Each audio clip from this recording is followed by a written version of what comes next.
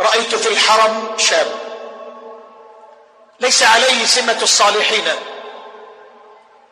دخل مباشرة وأنا أنظر إليه، كبر وهو حالق للحيته وشعره أشكال وألوان، ثم استقبل القبلة وكبر، ثم وضع اليد اليمنى على الأسرى وقرأ ما تيسر، ثم ركع ثم سجد. سيقوم الآن سيقوم الآن سيقوم الآن ساجد بين يدي الملك العلام.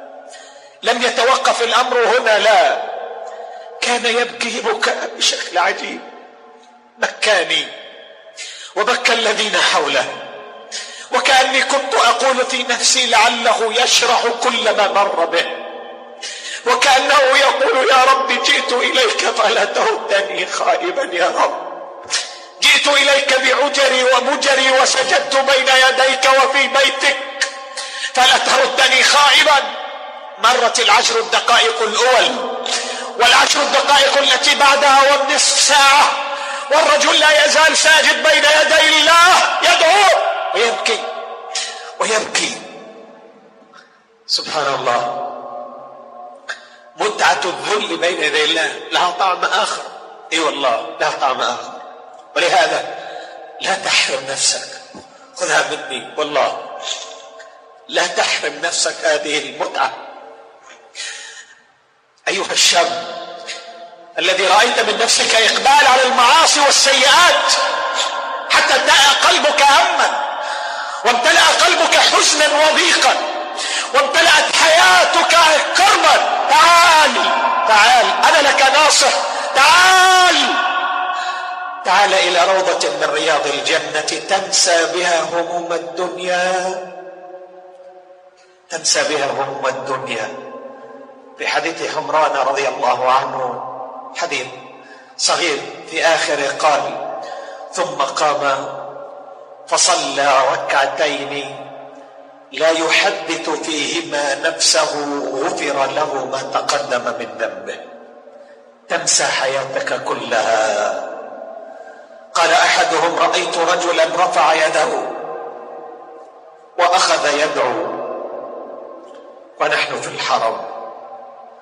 قال صليت الركعتين الأوليين وهو قائم يدعو، وصليت الركعتين اللتين بعدها وهو يدعو، وصليت الركعتين اللتين بعدها وهو يدعو، وصليت 11 ركعة قرأت فيها جزء ونصف وهو قائم يدعو الله ويبكي. يا سلام، قلب تذلل لله وانكسر بين يديه. احيانا تبكي انت دقيقة دقيقتين 3 ثم يختلف قلبك ويعود الى ما كان عليه من القسوة. هذا اكثر من ساعة واقف يدعو الله ويبكي، سبحان الله، ويتذلل لله. فاقترب من ربك وتذلل بين يديه وانكسر بين يديه. قال الله عز وجل والذين لا يدعون مع الله إلها آخر ولا يقتلون النفس التي حرم الله إلا بالحق ولا يزنون ومن يفعل ذلك يلقى أثاما يضاعف له العذاب يوم القيامة ويخلد فيه مهانا إلا من تاب وآمن وعمل عملا صالحا فأولئك يبدل الله سيئاتهم حسنات وكان الله غفورا رحيما ومن تاب وعمل صالحا فإنه يتوب إلى الله متابا يبدل الله سيئاتهم حسنات. هذه نعمة. قال بعضهم أن ذنوبك التي اقترفتها يبدلها الله لك حسنات. وقال بعضهم خلاف ذلك، أي أن الله يعوضك بدلا من الذنوب حسنات تقوم بها أنت. فكنت قاطع صلاة يرزقك الله بالمحافظة على الصلاة، كنت رجلا في طريق الغي والزنا فيعوضك الله بأعمال صالحة من العفة والحشمة والطهارة وغير ذلك، يبدل الله سيئاتك حسنات. وبعضهم يقول أن الله يبدل سيئاتك التي فعلتها حسنات. ما أكرم رب العالمين سبحانه وتعالى. تحصل مشكلة بينك وبين صديقك ثم تتصافح معه وتتسامح منه، ربما عفى عنك، لكنك لو عدت لمشكلة معه تذكر الماضي.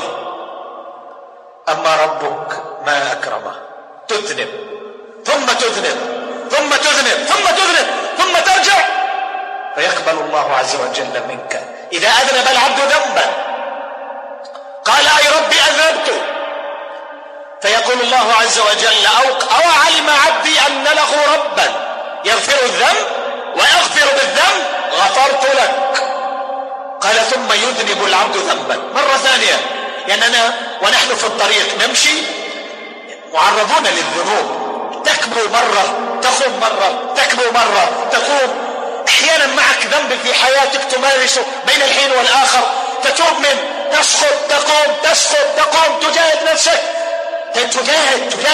قال الله عز وجل والذين جاهدوا فينا لنهدينهم سبلنا وإن الله لمع المحسنين. جهاد لا يفارق الجهاد حياتك إلا أن يأخذك الموت إلى ربك عز وجل سبحانه وتعالى. لا تستسلم أبدا، لأن بعض الناس يعمل ذنب ويكون الذنب سبب لبعده عن الله. لا، هذا الذي يريده الشيطان منك، يبعدك عن الله. فالشيطان يريد منك ذنبا ثم يأتي إليه ليبعدك، استطعت لك المرة هذه ثم يبعدك، استطعت لك، حتى ربما أخذك عن الصلاة وأخذك عن العبادة. وهذا الذي يريده الشيطان منك ويفرح به. لكن ما دمت كلما كبوت كلما أذنبت رجعت، أنت تحزن الشيطان وترغمه وتؤلمه.